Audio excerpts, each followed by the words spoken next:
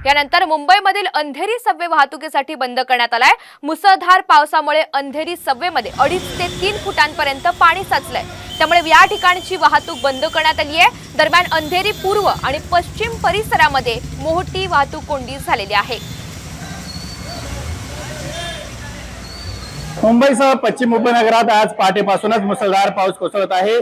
मध्यंतरी थोड्या वेळासाठी पावसाने उसंत घेतली होती, मात्र त्यानंतर मागील अर्धा तासापासून जो मुंबईच्या पश्चिम उपनगरात मुसळधार पाऊस पुन्हा कोसळायला सुरुवात झाली।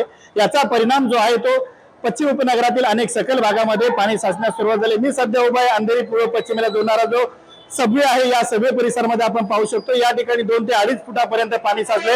या सबवेमधून मागील 15 मिनिटांपूर्वी जी काही वाहनं जात होती, ती वाहने जात असताना या ठिकाणी पाण्यामध्ये अडकून जी वाहने ती बंद पडली होती आणि यानंतर जो आहे हा अंधेरी सबवे वाहतुकीसाठी जो आहे तो बंद करण्यात आलेला आपण पाहू शकतो।